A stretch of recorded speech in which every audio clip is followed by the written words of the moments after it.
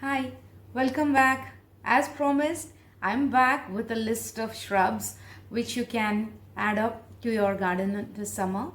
So, the criteria that I have chosen this week is mainly that these plants should be suitable for summer.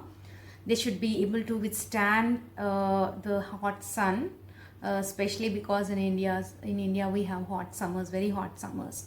So these plants inherently are suitable for summers because they need at least 6 to 7 hours of bright sun in a day. The next thing is that they give bright blooms, which we all love. Uh, and they give nice fragrances because I love fragrances, and who doesn't, right? When you have a nice fragrances, fragrance garden at home, who needs artificial perfumes?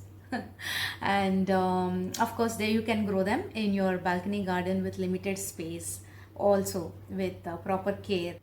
So let's dive in and see what these plants are. The first one is Plumeria, which is also known as Frangipani. It is highly valued for its beauty and cultural significance and its tropical appeal.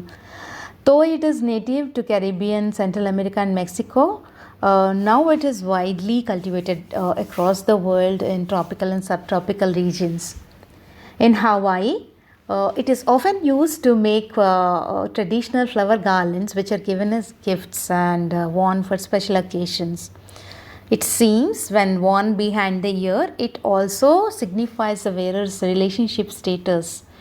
Hey, looks like you got another way of showing your relationship status this Valentine's Day. Wear it on your right side if you're already in a relationship, or wear it on the left side if you're still single.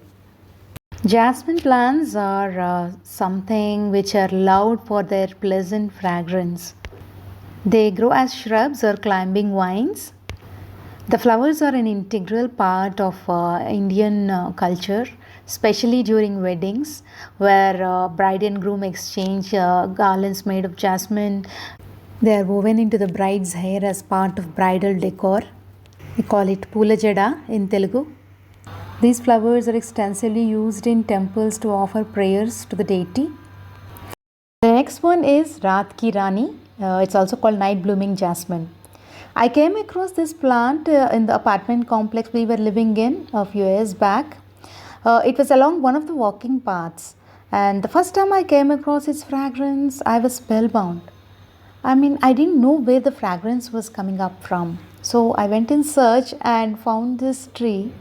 It's actually a big shrub. It actually spreads up to 50 meters in all directions.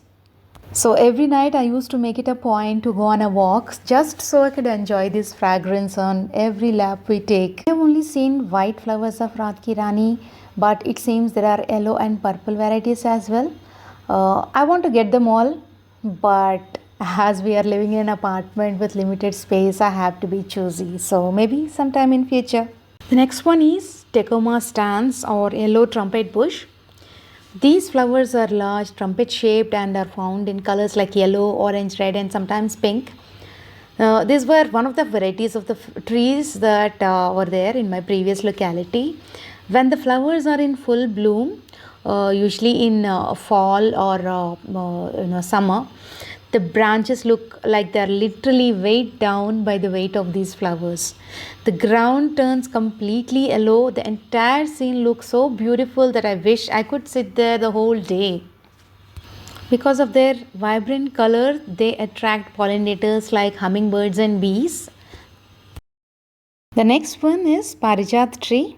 It has got a cultural significance in Hindu mythology. The flowers of this plant are unique in the sense that while they are intensely fragrant, they bloom only at night, and at the first rays of sun they fall. If you had ever seen a parijat tree in full bloom in the early mornings, you can see these flowers spread all over the ground with their beautiful white petals and a central orange stalk. It's a sight that no nature lover would want to miss. Fun fact: these are the only flowers that can be picked up from the ground and yet be offered to God, according to Hindu mythology. The next one is fuchsia. These are one of the most stunning flowers that I have ever seen. The colors are contrasting and the design is awesome. I mean, this proves again and again that there can never be a better designer than nature. They actually look like dancing ballerinas. Because of their hanging nature, they are also called hanging earrings. Kadamba is actually a tree, but it can be grown in pots if given proper care. The flowers are bright and they come in spherical clusters with numerous tiny fragrant florets. Now, they have a unique ball like shape resembling a bunch of small stars packed together. They have a strong and sweet fragrance and they typically bloom during summer and monsoons. Yesterday, today, tomorrow. Have you ever heard of this plant? It is so interesting, right? The name itself attracted me. It's a bushy shrub which has purple or violet flowers which change to light purple after a day and fade to white color the next day. So, this color transition is what gives the plant its distinctive name. It presents a very interesting display of various shades of flowers in the same plant. So, it's very interesting. They also emit a nice, sweet, fragrant smell which attracts pollinators like bees and butterflies. Gardenia plant is also called Gandharaj. They have nice, showy, creamy white flowers and they have a very distinct, sweet fragrance. So, they can be a nice addition to your garden. The Champaka plant is actually a large tree species with beautiful, fragrant flowers. These also hold cultural significance in India. They can be grown in pots though, and these blooms have an intense sweet fragrance that is reminiscent of jasmine, and so they are highly sought after for use in perfumes and decorative flowers.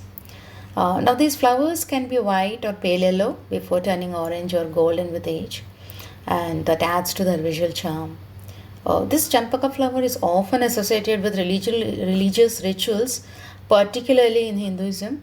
It is considered sacred to goddess Lakshmi and is frequently offered during prayers and ceremonies.